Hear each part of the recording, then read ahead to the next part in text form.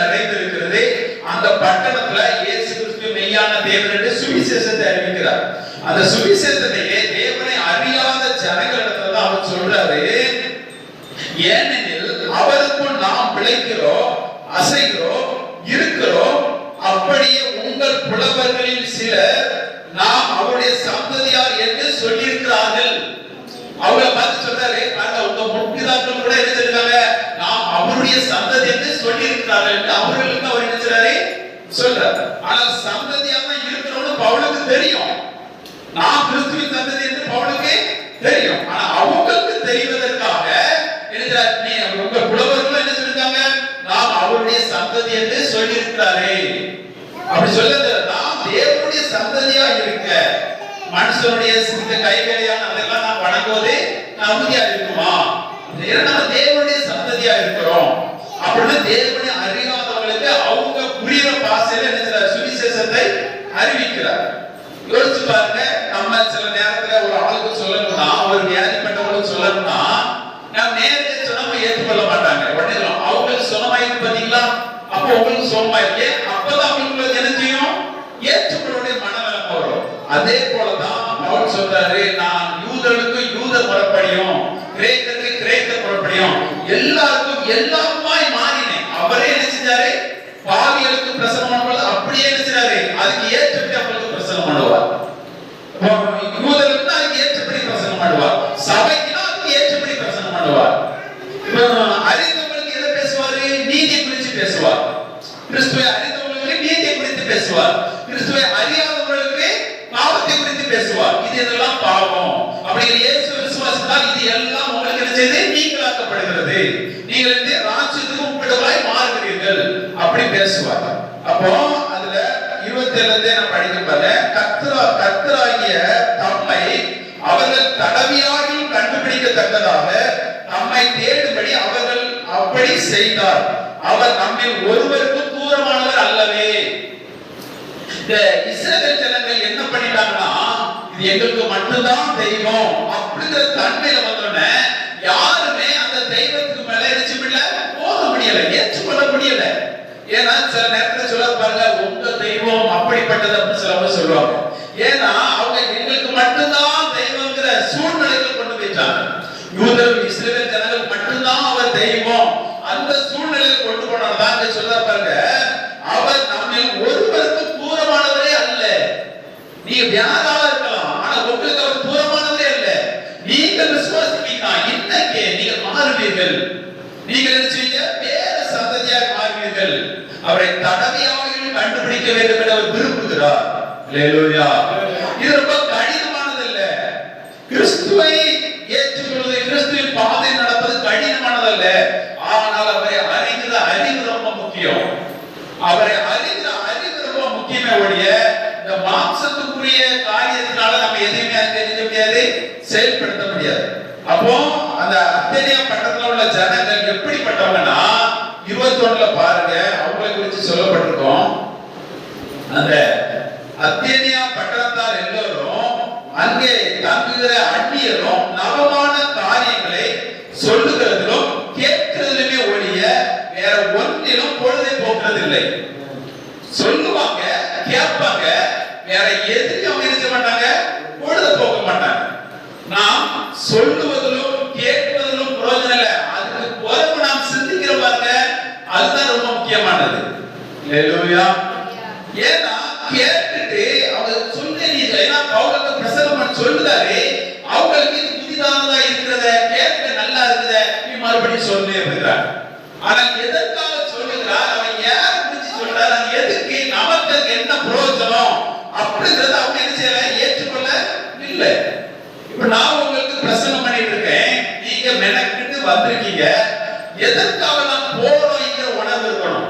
அந்த வார்த்தை எதற்காக அவங்க வந்து பேசுறாங்க, அதனால நமக்கு என்னது கிடைக்குது என்கிற உணர்வு வந்தாதான் வார்த்தை கேட்பதற்கு என்ன செய்யும், மனது வரும். அல்லேலூயா. இந்த ஜனங்கள் வந்து கேட்பதற்கு கேட்பதற்கு மனது இருந்ததுடைய அது எதற்காக அப்படிங்கிற சிந்திப்பதற்கு அவங்களுக்கு அது மனது இல்லை. அதனால அவர்கள் அநேகர் சிலர் ஏற்றுக்கொண்டாங்க. அதே போலதான் இயேசு கிறிஸ்துவை பாருங்க, அநேக வர்றாங்க, அற்புத தேவனுக்காய் வந்தாங்க ஒழிய அவர் யார் என்பதை அறிவதற்கு அது அப்போஸ்தலர் மட்டும் இருந்தாங்க. அவங்க தான் அவர் சொல்லுவதை மறுபடியும் கேட்பாங்க. இது என்ன அர்த்தம் அப்படின்னு கேட்பாங்க. நீங்க சிலது உங்களுக்கு பிரசங்கம் பண்ணப்படுது, அது தெரியல அப்படின்னா நீங்க மறுபடியும் தேர்ந்தெடுத்து நீங்க கேட்கலாம். பிரசங்கம் பண்ணினா ஆள்கிட்ட நீங்க கேட்கலாம், இதுக்கு என்ன அர்த்தம், இப்படி சொல்றீங்க, வாசனை இப்படி சொல்லுது, என்ன அர்த்தம் அப்படி நீங்க கேட்கும் பொழுதுதான் நீங்க என்ன செய்வீங்க, விசுவாசத்துல வளருவீங்க. ஒரு கேள்வி என்று வரும்பொழுது எதிரியுமே நீங்க பாருங்க, தொழிலாட்டினாலும் சரி எதுவா இருந்தாலும் சரி, நல்லா அதை நல்லா முடிக்கணும் அப்படின்னா நீங்கள் அடுத்தவங்களை கேட்டு பழகுறது ரொம்ப நல்லதா இருக்கும். ஒவ்வொரு சந்தேகத்தையும் கேட்கிறது, அதே போல நீங்க தேவனிடத்துல கேட்க கேட்க நீங்க அது என்ன செய்துனா உங்களுக்கு அந்த வார்த்தை உங்களுக்கு என்ன செய்துனா விசுவாசத்தை தூண்டுகிறது. ஒரு பெரிய காரியத்தை கூட உங்களால ஈஸியா செய்ய முடியலாங்கிற ஒரு நம்பிக்கை மேல வருது. அந்த நம்பிக்கை வர்றதுனால நீங்க அது பெரிய காரியமா நீங்க ஈஸியா செஞ்சிருவீங்க. அதுக்கு என்ன தேவை, தேவனுடைய வார்த்தை தேவை. ஹalleluya. பாருங்க, இவ்வளவு பெரிய வானம் இருக்குது, இவ்வளவு பெரிய வானமா இருக்கு அப்படின்னு நினைக்கல, அவர் சொல்றார். ஏன்னா அவர் சிந்திக்கிறார், நான் சொன்னா நடக்கும்ங்கறத சொல்றார். அதே போல அந்த வார்த்தை உங்களுக்குள்ள பெருக பெருக பெருக எந்த காரியமா இருந்தாலும் நீங்க சொன்னால் அப்படியே நடக்கும்ங்கற நம்பிக்கை உங்களுக்கு வந்துரும். அப்படி நம்பிக்கை வரும்போது நீங்க எதிலும் பதற மாட்டீங்க, பதட்டப்பட மாட்டீங்க. பெரிய காரியமா இருந்தா கூட நீங்க அசால்ட்டா சொல்லுவீங்க, இப்படிதான் நடக்கும், எனக்கு இதை மிஞ்சி நடக்கவே முடியாது என்பதை நீங்கள் ஆணித்தரமாய் சொல்லுவீங்க. அதன்படிதான் நடக்கும். ஹalleluya. அதற்காக தான் தேவனுடைய வார்த்தை. அப்ப இன்னைக்கு நாம் என்னத்தை பார்க்கிறோம்னா, நாம் தேவனுடைய சந்ததியாக இருக்கிறோம். ஹalleluya.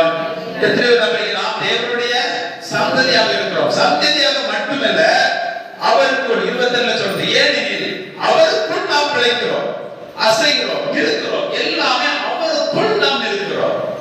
அவருக்கு நம்ம விலகவே முடியாது. கிறிஸ்துவுக்குள் நாம் இருக்கிறோம். கிறிஸ்துவுக்குள் இருக்கிறார், ஒன்றாய் இருக்கிறார். இப்போ ஒரு தாய் இருக்குது, கற்பம் தரிச்சிருக்குது, தாய் குழந்தை வயித்துல இருக்குது.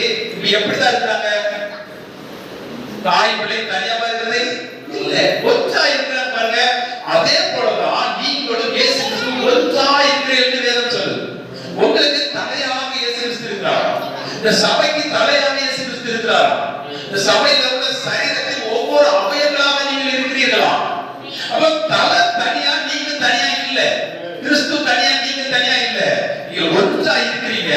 பிதாவாகிய தேவன் இயேசு கிறிஸ்துவின் மூலமாகத்தான் உங்களை பார்க்கிறார். நீங்களும் இயேசு கிறிஸ்துவின் மூலமாகத்தான் அப்பாவை உரிமை கொண்டாடுறீங்க. இந்த இடத்துல அப்பான்னு சொல்றோம் அப்படின்னா காரணம் ஒண்ணுதான், இயேசு கிறிஸ்துவின் அண்ணனா இருக்கிறாரு, அந்த உறவு தான் இருக்கு. ஹalleluya. ஆமென். அவர் தூரமானவரே அல்ல, அவர் நமக்குள்ள இருக்கிறார், நமக்கு அவருக்குள் இருக்கிறோம், ஒன்றாய் இருக்கிறோம். இது தேவன் நம்ம மேல வைத்த திட்டம். இதைத்தான் முதல் மனிதனாகிய ஆதாமுக்கு கொடுத்தார். தேடி வந்தார், தினமும் ஆதாமோடு பேசுவார், உறவாடி கொண்டே இருந்தார். ஆனால் ஆதாம் கீழ்ப்படியாமல் போனா மனித குலமே மனித மாம்சத்துக்குரியதாய் மாறிடுச்சு. இப்பொழுதோ நாம் ஆவியிலே மறுபடி வந்து கிறிஸ்து நமக்காக கீழ்ப்படிந்திருக்கிறார் என்பதை நீங்கள் விசுவாசிக்கிறபடினால் இப்பொழுது நீங்கள் ஆவியின் தன்மைக்குள் வந்திருக்கிறீங்க. ஹalleluya. முதல்ல எப்படி ஆதாம் தேவ சாயல்ல இருந்தாரோ அப்படியே நீங்கள் இப்போ கிறிஸ்துவின் சாயல்ல இருக்கிறீங்க. உங்களை உண்டாக்கினவர் சாயல்ல இருக்கிறீங்க. எப்படி இருக்கிறீங்க? நீங்கள் செய்யக்கூடியதெல்லாம் ஒருவர் செய்து முடித்திருக்கிறார், ஒருவர் செய்து முடித்திருக்கிறார். அதை இங்க சொல்றார், நாம் தேவனுடைய சந்ததியா இருக்கிறோம் என்பதில் நீங்கள் உறுதியா இருக்கும் பொழுது நீங்கள் சட்டத்திற்கு உட்பட்டவர்கள் இல்லை. ஹalleluya. தேவ சந்ததி என்று நீங்கள் சொல்லும் பொழுது அந்த சட்ட திட்டங்களில் இருக்கிற எல்லாருமே யாரா இருக்கிறாங்க? அவர்கள் ஆவி மனிதனாக இல்லை, அவர்கள் மாம்சத்துக்குரியவர்களா இருக்கிறாங்க. நீங்கள் சட்ட திட்டம்லாம் நல்லது, சட்ட திட்டங்கள்லாம் நல்லது. ஆனால் சட்ட திட்டத்தால் நீங்கள் தேவனை அடையல. அந்த சட்ட திட்டத்தை உங்களுக்காக இயேசு சிலுவையிலே செய்து முடித்திருக்கிறார். சகோதரர் சொன்ன போல எபேசியர் 2:14 பாருங்க, நமக்காக நியாயப்பிரமாணத்தின் நமக்கு நடுவுல இருந்துச்சு சட்ட திட்டங்களுக்கு இல்ல, தேவனுக்கும் மனுஷனுக்கும் நடுவுல இருந்துச்சு சட்ட திட்டங்கள் இருந்தது. இயேசு கிறிஸ்து வருவதற்கு முன்பாக சட்ட திட்டங்கள் இருந்தது. அந்த சட்ட திட்டங்களை செய்ய முடியாம தேவனை நோக்கி பார்க்க முடியாமல் இருந்தது. நடுவிலே பாவமாக இருந்தது. அது தேவனுக்கும் நமக்கும் நடுவாக இருந்தது. அந்த நடு திரைச்சலையை தான் தேவன் சிலுவை சிலுவையில் அவர் தனக்குள் எடுத்துக்கொண்டு அவர் சுமந்து தீர்க்கிறார். நான் இதை படிச்சு பார்க்கறதுல நம்ம வர செவ்வாய்க்கிழமை பார்க்கலாம். அது பார்க்கும்போது எனக்கு என்ன வருதுன்னா, இயேசு எப்ப அந்த கெத்செமனே தோட்டத்துக்குள்ள போறாரோ அப்பொழுதிலிருந்தே அவருக்கு மனுஷனோட பாவங்களா அவர் மேல் சுமக்கப்பட ஆரம்பிக்கிறது. ஏன்னா அவர் நடுங்க ஆரம்பிக்கிறார், அவர்களை கலக்கம் உண்டாக ஆரம்பிக்கிறது. இது யாருக்கு வரும்? பாவ மனிதர்களுக்கு வரும். வேதம் சொல்றது விசுவாசிக்க நினைச்ச மாட்டான், பதறவே மாட்டான். இயேசு கிறிஸ்து அதுக்கு முன்னாடி என்னதெல்லாம் நடந்தது எதுக்குமே அவர் கலங்கினதே இல்லை, எதுக்குமே அவர் பயப்பட மாட்டார். ஆனா அந்த வியாகுலம் அவரை என்ன செய்து நிறுத்துது. அந்த நான் பத்தோட மனிதர்களுக்குள்ளெல்லாம் செயல்பட ஆரம்பிக்கிறது. அதுல இருந்து அந்த சிலுவையில எல்லாம் முடிந்ததுன்னு சொல்றாங்க. அது வரைக்கும் உள்ளதுதான் நமக்கு பூரண விடுதலை கொண்டு வருது. அல்லேலூயா.